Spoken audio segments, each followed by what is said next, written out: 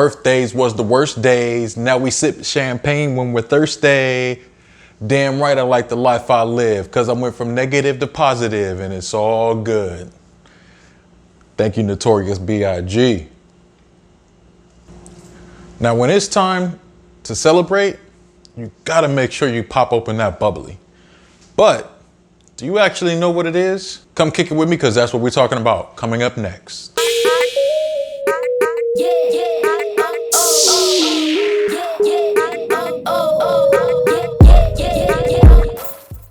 What's going on, kings and queens? Ray Shows here, the certified sommelier, bringing the tasting to you. Now on this channel, we talk about wine, but we talk about way more than wine. We talk about beer, sake, and definitely some of my favorites, spirits and cocktails, baby. So if this is your first time on my channel, please make sure you consider subscribing and smashing that like button. Let's get into it. What is champagne anyways? So first, we have to travel a little bit. We're going to Champagne, France. So yes, Champagne is gonna be from Champagne, France. And if it's not from Champagne, France, it is not Champagne. And Champagne, France is about 90 miles northeast of Paris. So yeah, we could stop in Paris, see the Eiffel Tower, you know, get a couple baguettes and some wine and jump on a bullet train and we'll be there in about an hour. And there are tons of rumors about bubbles. It's rumored that Marilyn Monroe took a bath in 350 bottles of bubbles. So this really dope lady, her name is Lily Bollinger. Now Bollinger you might recognize because that is the drink of choice for Mr. Bond. Yes, Bond, James Bond. That's right, from Her Majesty's Service himself. That is his drink of choice. Can I get a bottle of chilled Bollinger Condamné and the Beluga Caviar? But Lily Bollinger had this really amazing quote, and I love it to this day. I drink it when I'm happy and when I'm sad. Sometimes I drink it when I'm alone.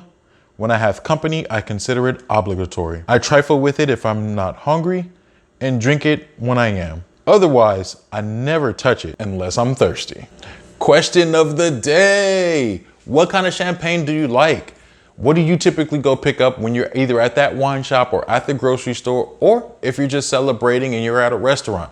What champagne are you picking? Leave it in the comments down below. I'd love to find out. So what is champagne? It is pretty much just sparkling wine. But how do you get there? Well, first you have to start with the grapes. There are 3 grapes that are allowed in champagne. The 3 grapes are Chardonnay, Pinot Noir, rumored to be related to Pinot Noir, Pinot Meunier. I'm gonna speed through the winemaking process. If you need to know a little bit more about the winemaking process, there's a link in the description below to the video how wines are made, and you can definitely check that out. Or the Wine Basics 101 video, which I'll leave in the YouTube card description above. With the winemaking process, of course, you have the grapes, you harvest them, you start the winemaking process with the fermentation and the yeast and blah, blah, blah, blah, blah. Now, the special thing about this is you're gonna have 3 different wines. You're gonna have the Chardonnay, the Pinot Noir, and the Pinot Meunier. And the winemaker is gonna create what's called a house style or house blend. And every year, this house style has to be the same. At least that's what the winemakers are going for. Once this house style is created, the blends then happen and then go into the bottle. But it's just a still wine at that point, meaning there's no bubbles, there's no gas or anything like that in the wine. How do you get it there? Well, you add something called liqueur de tirage.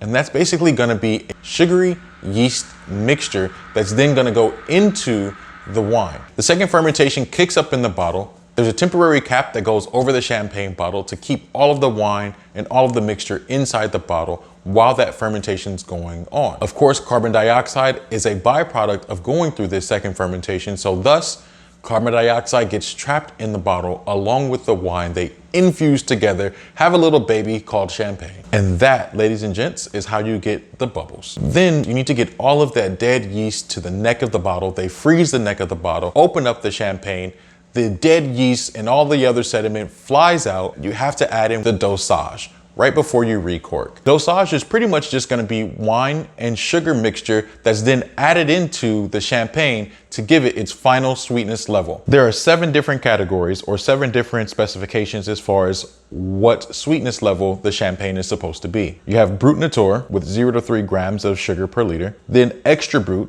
0 to 6, 0 to 12 grams per liter is going to be Brut. Extra sec will be 12 to 17 grams, followed up by sec, 17 to 32 grams per liter. Then demi-sec, 32 to 50 grams per liter, and then doux, which is going to be 50 grams per liter. Just like any other wine, there are light body, medium body, and heavy body champagne. Classic examples of a light body champagne would be Taittinger, Ruinart, as well as Pommery. Classic examples of a medium body would be houses like Moet Chandon, and then also Charles Heidsieck. Bollinger is going to be a classic example of a heavier bodied champagne, along with Krug and Veuve Clicquot. Moving into some different styles of champagne, you have rosés, of course, which are very popular in nightclubs. And you also have my particular favorite, which is going to be Blanc de Blancs, which is going to be champagnes only made from Chardonnay. Hence Blanc de Blanc, or white of white. Then you have Blanc de Noir, which is white of black, meaning that they only used black grapes to make this white champagne. You also have vintage champagne, which aren't put out every single year, but in good years, they will make a vintage champagne. You also have non-vintage, which is typically what you'll see every year, and it's pretty much the same thing year to year to year. Now let's ball out with some bottles. With champagne, there's almost a dozen different sizes when it comes to champagne bottles.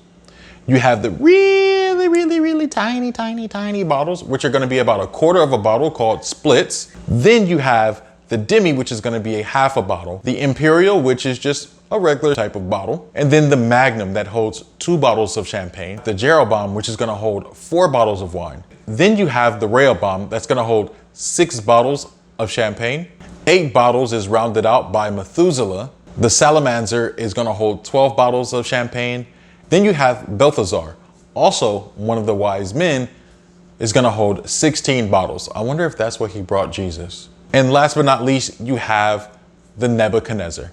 And I'm not talking about the ship from The Matrix. Somebody please call Jada Pinkett Smith, because this wine bottle has a fat ass too. I'm talking about a bottle so big, it can hold 20 bottles of champagne in it.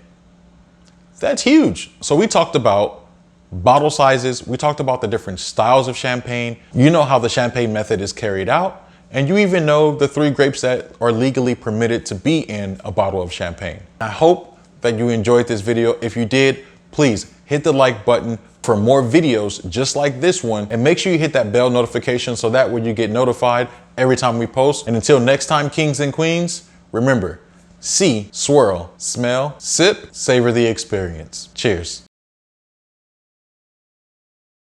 I wonder if that's what he brought Jesus. That'd be an awesome gift. Somebody make that happen for me. Somebody be my Balthazar and bring me 16 bottles of champagne, or just one big ass bottle of champagne that holds 16 bottles, and I will love you forever. I promise.